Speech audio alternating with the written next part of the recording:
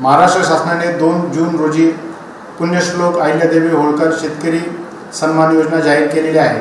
या योजनेमध्ये 3 घटक आहेत: कर्जमाफी, एक वेळ समझोता आणि प्रोत्साहन। ही सर्व योजना महाआयटीने विकसित केलेल्या पोर्टलद्वारे राबवण्यात येत आहे।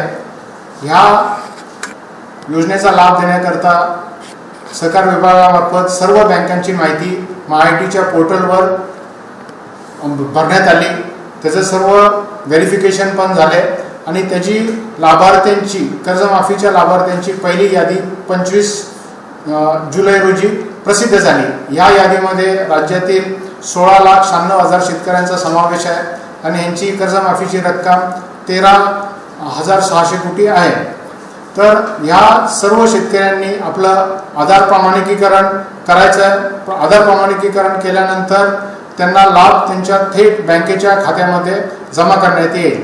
आधार प्रमाणिकीकरण करण्याकरता त्यांचे आधार कार्ड किंवा जी त्यांची यादी प्रसिद्ध केलेली आहे त्याच्यातला विशिष्ट क्रमांक घेऊन आपल्या सेवा केंद्रावर जायचे आहे। ज्या शेतकऱ्यांनी ॲग्रीस्टॅग फार्मर आय डी काढलेला नाही त्यांना ॲग्रीस्टॅग फार्मर आय डी काढणे आवश्यक असेल। काही ठिकाणी थोड्या अशा तक्रारी आलेल्या आहेत की गाव पातळीवर जी यादी प्रसिद्ध झालेली आहे त्यामध्ये कमर्शियल बँकेचे जे NPAचे अकाउंट्स आहेत त्याची रक्कम चुकलेली आहे। तर याबाबत मी शेतकऱ्यांना आश्वासित करू इच्छितो की याबाबत तुम्ही चिंता करू नका। आपण आपल्या बँकेच्या ब्रांचमध्ये जाऊन तपासावे। तिथे आपली 31 मार्च 26ची थकबाकीची रक्कम दिसेल किंवा तुम्ही आपल्या सेवा केंद्रावर गेल्यावर देखील तिथल्या स्क्रीनवर तुमची 31 मार्च 26ची रक्कम दिसेल। ती रक्कम बरोबर असल्यास तुम्ही आधार ऑथेंटिकेशन करावे। 31 मार्च 26 नंतरचं जे व्याजाची रक्कम आहे ह्याची जबाबदारी बँकेने घेतलेली आहे, त्यामुळे तुमचं संपूर्ण कर्ज माफ होणार आहे।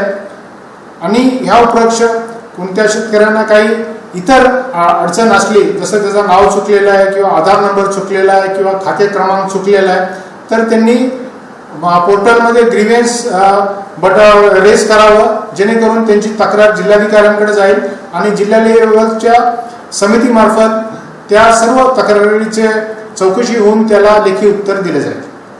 महाराष्ट्र शासनाने 2 जून रोजी पुण्यश्लोक अहिल्यादेवी होळकर शेतकरी सन्मान योजना जाहीर केलेली आहे। या योजनेमध्ये 3 घटक आहेत: कर्जमाफी, एक वेळ समझोता आणि प्रोत्साहन। ही सर्व योजना महाआयटीने विकसित केलेल्या पोर्टलद्वारे राबवण्यात येत आहे। ह्या योजनेचा लाभ देण्याकरता सहकार विभागामार्फत सर्व बँकांची माहिती महाआयटीच्या पोर्टलवर भरण्यात आली। त्याचे सर्व व्हेरिफिकेशन पण झाले आणि त्याची